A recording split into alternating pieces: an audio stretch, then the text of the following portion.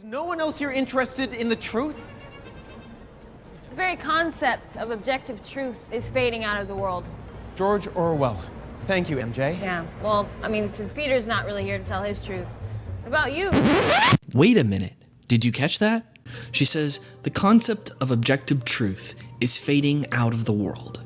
What's your truth? In other words, she's saying that truth is dead. All we have left is our private, subjective form of truth. Now, I don't think she actually means it. The context makes it clear that she's just using this as a rhetorical play, but I think there are a lot of people that believe that. They believe that truth is dead. We've shown it to be false. We've shown that all we have is our private, personal experience.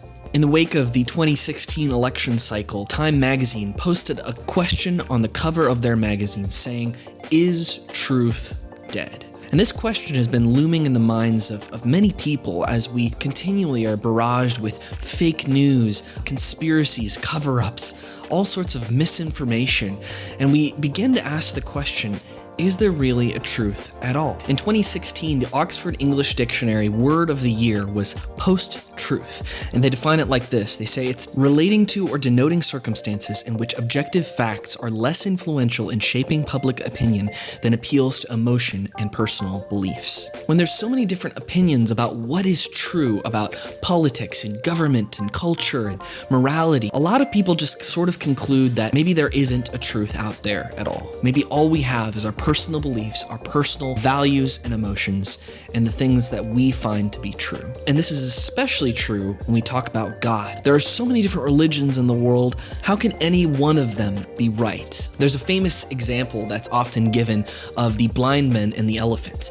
And the story goes that there were these blind men going through the forest, and they come across this object, and one of them comes from the front, and they go, whoa, this is a snake, this is a snake. And then another one comes from the side and says, no, this is a wall, it's a wall. And another one comes from an angle and says, no, this is a trunk, it's like a tree. And all of them are actually describing one thing from their own individual perspective.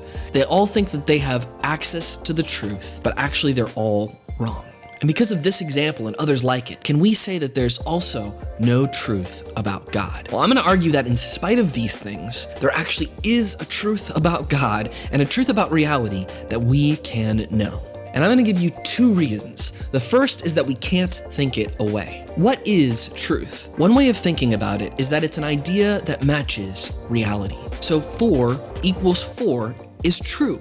It fits, it matches with reality. But 2 equals 4 is not true. It doesn't fit, it doesn't match with reality. And in the same way, if God is real, all of the atheists are wrong. And if God isn't real, if he doesn't exist, I'm wrong as a Christian. What matters is not how sincerely or how hard I believe something. What matters is whether or not that belief is right. So when it comes to the blind men and the elephant, there's several problems with the analogy. First is there's a real truth. It's actually an elephant. It's not a wall. It's not a snake. It's not a trunk. It's an elephant. And there's a second problem. It's the relativists. They're the only one in the analogy that happens to be able to see. All of the religious people, they're blind. They don't have any access to the truth. But it's the relativists that can actually notice and see everything. Why is that? What is giving them the access to truth that none of these religious people have? Especially in light of the fact that maybe one of those religious people has actually received a divine revelation. Maybe God, if he exists, has actually communicated his nature, what he's like,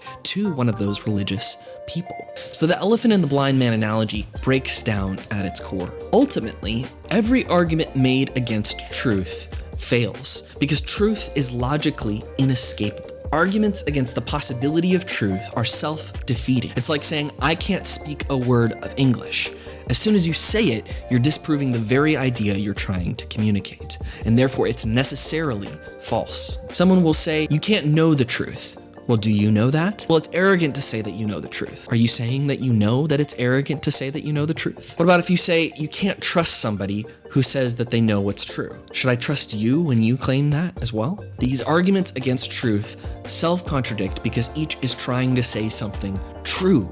It's like saying, sorry, I never apologize. So truth exists. We just have to acknowledge the fact that reality exists, and some of our ideas match that reality, and some of them don't. And in that way, truth seems inescapable. The second reason that truth is not dead is that we can't live without truth. even somebody who has intellectually embraced the idea that there is no truth has to go out and live as if there is truth. A couple years ago, I did a Star Wars VR experience with some of my friends, and it was so cool because it felt like I was in Star Wars. I was shooting at Darth Vader, I was walking through these hallways, it was amazing.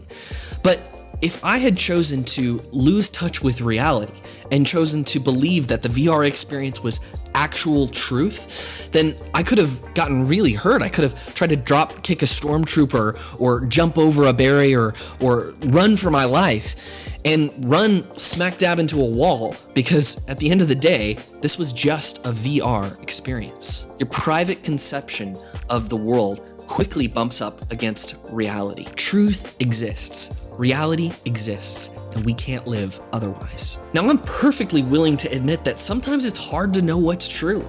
There's a lot of misinformation out there, and sometimes it's hard to sort through it all.